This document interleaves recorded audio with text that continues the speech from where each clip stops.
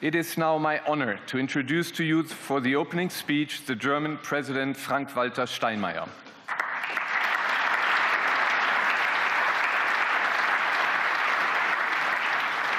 Mr. President, you stood here 11 years ago as Foreign Minister and urged Germany's political establishment to assume more international responsibility. 5 years ago, you joined the MSC as Federal President and made a strong pledge for the international rule of law and European unity.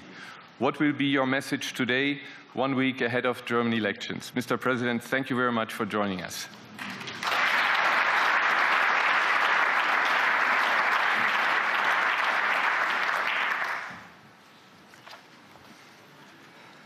Meine sehr verehrten Damen und Herren, über der Stadt München liegt heute ein dunkler Schatten. A dark shadow has been cast over the city of Munich. Yesterday, an attacker inflicted serious wounds on 36 people, amongst them a child. I've just visited the scene of the attack, and I'd like to convey my deepest sympathy to the people affected and their relatives. And I'd like to thank you for having spent a minute to commemorate what happened here in this hall a minute ago. Christoph Heusgen, honored guests from around the world, I bid you a very warm welcome to the 61st Munich Security Conference. Most of you, as I look around, are not here for the first time. Many of you return every year when the international security community gathers in Munich at the height of winter and the cold season.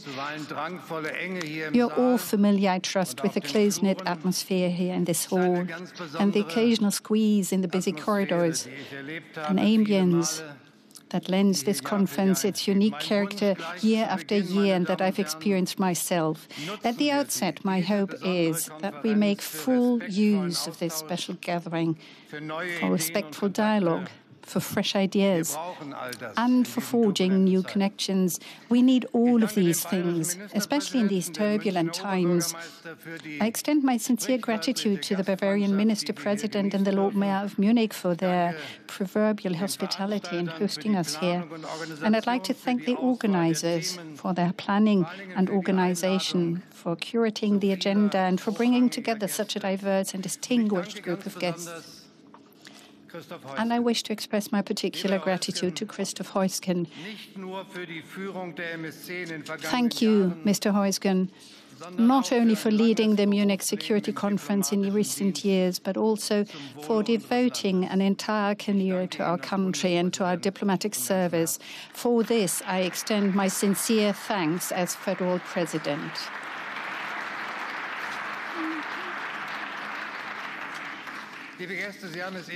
Dear guests, the point was made a minute ago. 5 years ago was the last time I had the opportunity to open the Munich Security Conference. And the changes that have happened in the world could be hardly more dramatic. Changes that could well warrant an hours-long keynote speech, yet with some reluctance, I have to say, I will forego such an address and instead outline 4 key theses that I believe are critical to our foreign and security policy in the coming years, matters that are particularly close to my heart. My first point is, Germany will remain a reliable partner. You can count on us. And I feel compelled to begin with this point, even though some may consider it self-evident. This conference, as Mr. Heusgen indicated, is taking place at a pivotal moment for my country. In just 9 days, Germans will elect a new parliament, more than 6 months ahead of schedule. In a country where stability is a given and meticulous planning is cherished, such an event is unusual. But rest assured, it is no cause for concern. To our partners and friends, I say this clearly: German foreign and security policy will remain European, transatlantic, and multilateral. Even in a period of political transition, We will continue to pursue our interests, seek solutions, and broaden our international partnerships. And let me be absolutely clear. Europe plays a pivotal role in our policy and will continue to do so. Whatever its composition, the next federal government must conduct its work in a manner that respects and promotes European unity. From my own experience, I can say that European policy rarely results from prescribed consensus. Rather, it is forged through the search for and expansion of common ground. And though, ladies and gentlemen, this may remain a demanding task, let me assure you, Germany will continue to be a passionate advocate for Europe in the future too. My second point is that we heard the wake-up call loud and clear.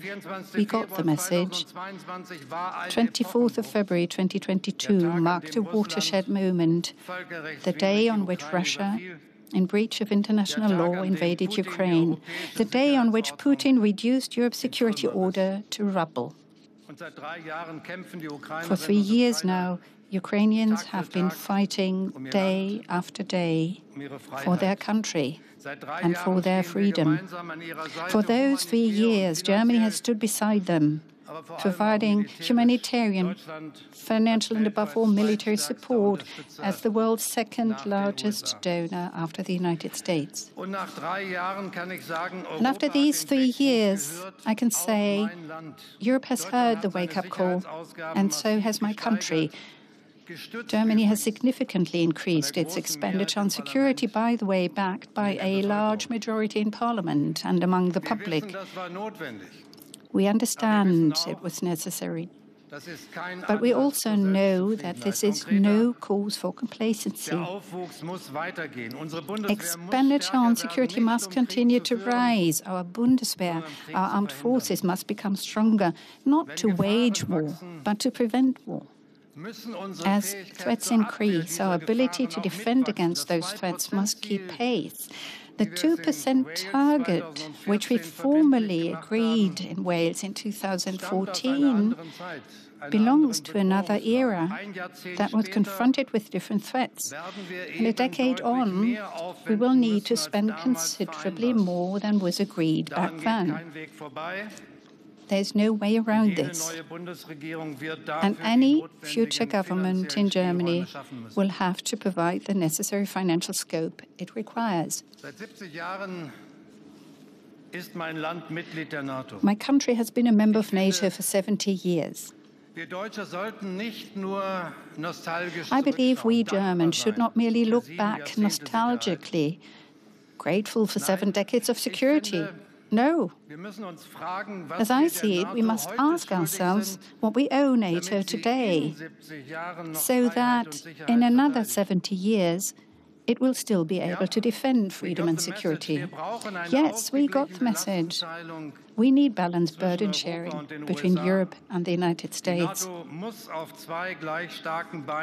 NATO must stand on 2 equally strong pillars if it is to remain valuable to both sides. I am confident that my country will do its part. Naturally, ladies and gentlemen, this discussion is not just about increasing European troop levels, but also about reducing the American troop presence in Europe. I talked about this earlier today with Vice President Vance. And I told him that regardless of what your decision may be, discuss it with us. We share that objective, so let us coordinate the path to achieving it. In any case, none of us can have an interest in weakening NATO's capabilities in the short term or in questioning the alliance in the long term. Such an alliance, ladies and gentlemen, dear guests, such an alliance born of the strength of democracies in the 20th century could not be founded again in the 21st century by anyone, not even the United States. And I continue to be convinced that even the strongest countries, including the United States, will need allies in this century. Shared strength. That is precisely what matters now for Ukraine as well, as I see it. President Trump has spoken with President Putin and President Zelensky, and I'm certain that possible paths to ending the war will also be at the heart of discussions and the many engagements here in the corridors in Munich.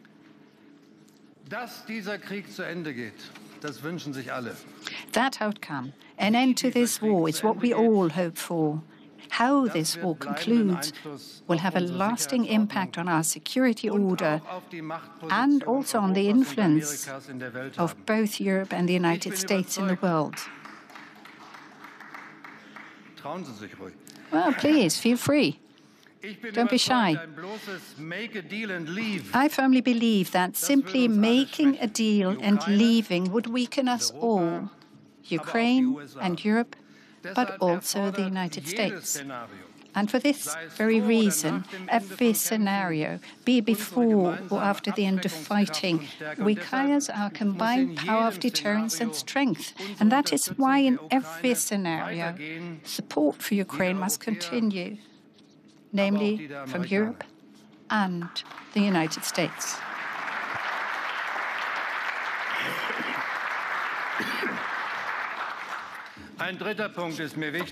The third point is particularly important to me. Despite all the upheavals, I still believe in the international community. Diplomacy is not a cage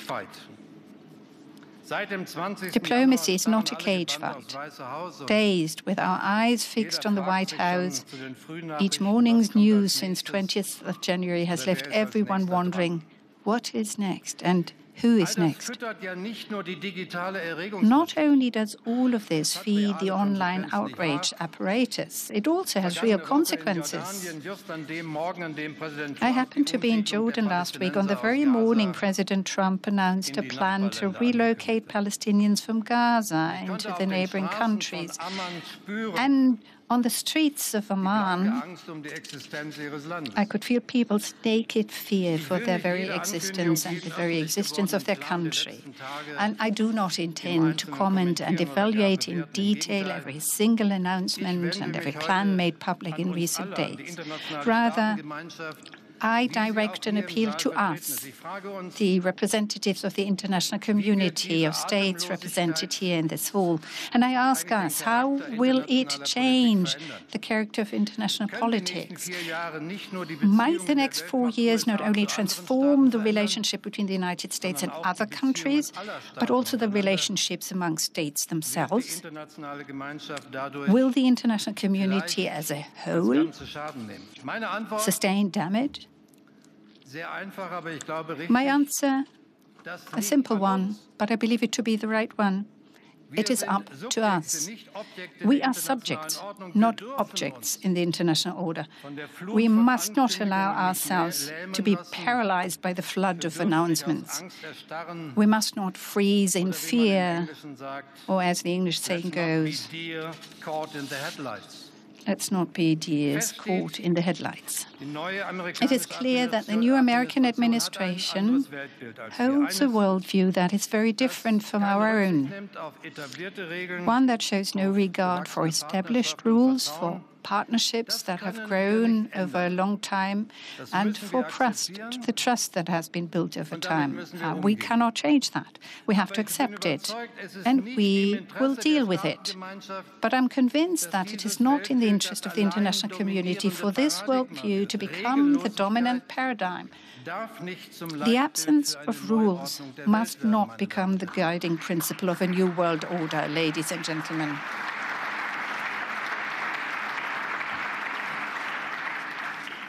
It must not become the guiding principle of a new world order, because that would mean abandoning our civilization's most crucial achievement laid down 80 years ago in the Charter of the United Nations, which would never have come to being without the ardent support of the United States. If we were to abandon this, we would only be playing into the hands of others, such as Russia and China, and all those countries that have been violating laws and undermining rules for years, precisely because they seek to dismantle this very achievement. And that is nothing new. Some of you may say, and it is right, it does make a difference. Yes, there is a difference when the world's leading democracy and global power says, we can do without rules. And that is why my appeal is this. Let us stand by what serves us best. And I continue to believe that cooperation serves us, that partnerships and alliances are worthwhile. There are shared interests, there are rules and institutions through which we can resolve conflicts. And this truth must not be relegated to the past, because this will remain true in the future. Every country, everyone here in this hall knows this from experience. And it is now our task to uphold it. The central task of the coming years will be to preserve the idea of an international community.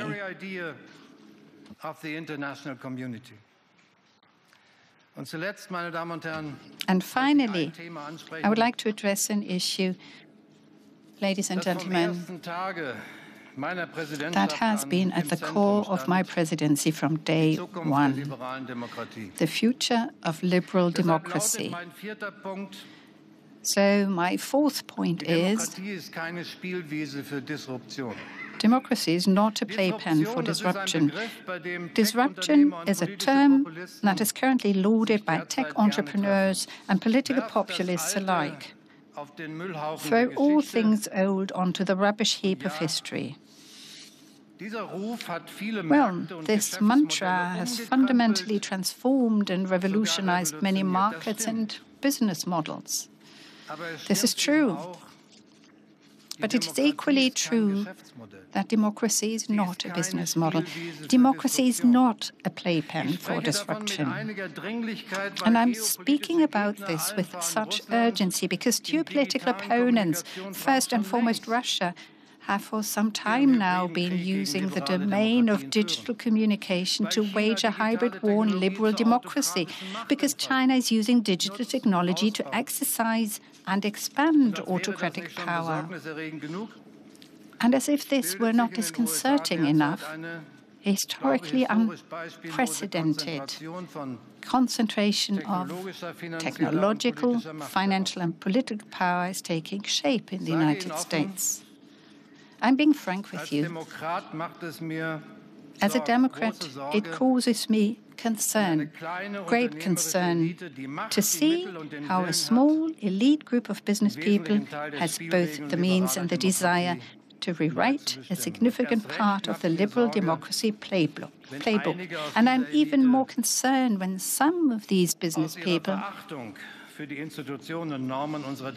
openly express their contempt for our democratic institutions and norms. It gives me cause for concern.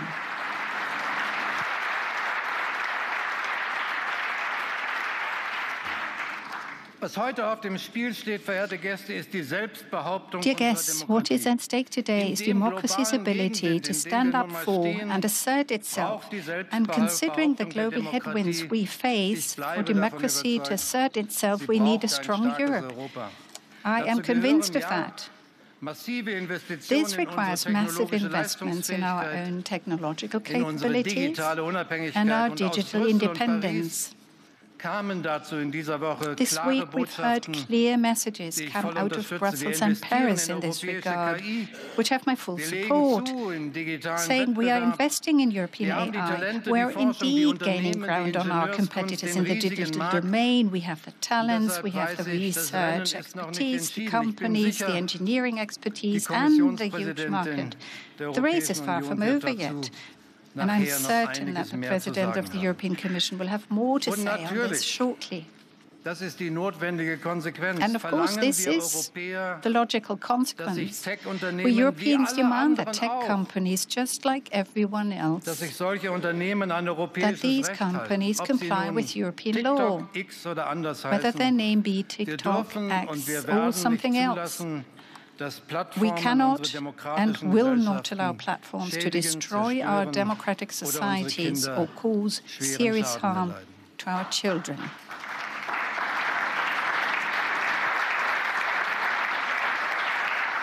Und zum Schluss ein wirklich letztes Wort zu Europa. A final word on Europe, if I may. In Europa erlebt und I've seen many storms pass through Europe, Europa hat ein verdammt and every breites single Kreuz. time I saw Europe Auf stand wie strong. vielen Münchner Sicherheitskonferenzen, How many Munich Heusgen, Security Conference, vielen Mr. Münchner Ischinger, Mr. Heusgen, have we wurde schon seen? der Abstieg Europas Probably this beschworen one as well, und where vermutlich auch von participants manchen have foretold dieser Konferenz. Europe's Eingetreten decline, ist er nicht. and it has not come about. Eine neue Umfrage des European A new Council on Foreign survey by the Relations European zeigt Council on foreign relations reveals that the world takes Europe seriously as a global power. So let us do the same. That is what I would ask all of us to do. Let us act accordingly. Let us not let us now systematically pursue the path of self-empowerment that we so urgently need in this challenging geopolitical landscape. Let us not make ourselves smaller than we are. I'm sure that we're up to the task. As briefly as I can, to our European colleagues, let's toughen up. To our American allies, we have different worldviews, but many good reasons to work together. And to our international guests, the world is changing, but Europe remains Europe. We are open for business.